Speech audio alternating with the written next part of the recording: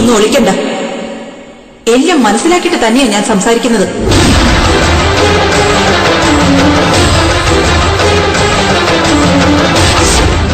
മുഴുവൻ ആളുകളെയും പറ്റിച്ചു ഒരുപാട് കാലം. ഇക്കാലത്തിനിടയ്ക്ക് നേടിയത് കോടികൾ. നിങ്ങൾ ഒന്നല്ല രണ്ടാന്നുള്ള സത്യം ഇവരോടും വിളിച്ചു പറയും ഞാൻ. അതോടെ തീരും നീ ഇപ്പൊ അനുഭവിക്കുന്ന സകല സൗഭാഗ്യങ്ങളും.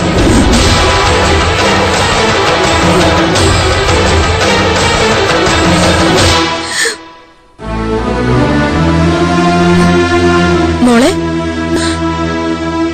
എന്തായി മോളെ പോയിട്ട്? മീരെ കണ്ടോ? കണ്ടു. എന്തിനാ അവള് വിളിപ്പിച്ചത്? വിളിപ്പിച്ചത് അത് ക്ഷമ ചോദിക്കാനാ.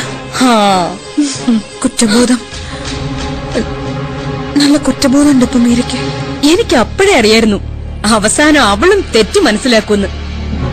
അവളും കൂടി നന്നായ സ്ഥിതിക്ക് നമ്മുടെ ഈ വീടിനെ ബാധിച്ചിരുന്ന സകല ദോഷങ്ങളും തീർന്നു.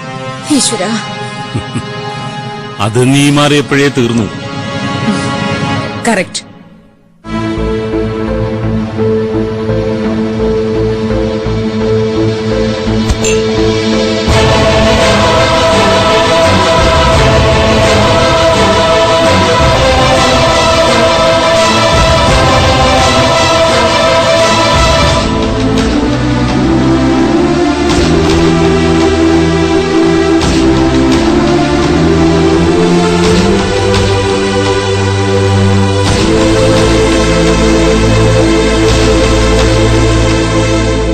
മോളെ,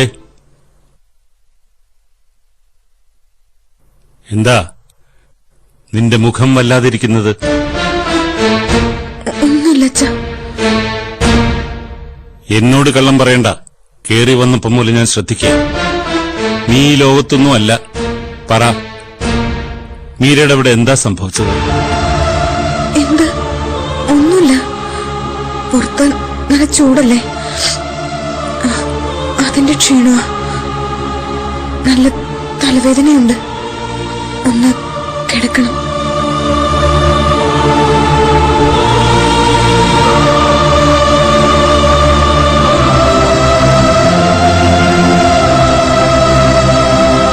മോളെ, ഇങ്ങ് വാ.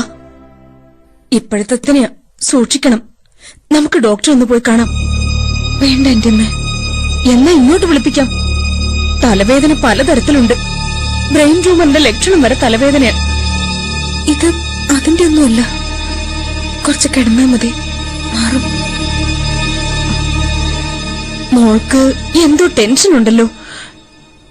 എന്റെ അമ്മ, ഞാനൊന്ന് പോയി കിടന്നോട്ടെ. കിടന്നു കിടന്നു. ഞാൻ ഇനി ശല്യത്തിന് വരത്തില്ല. ദാ പെയിൻ ബാമ. പെരട്ടിക്കോ.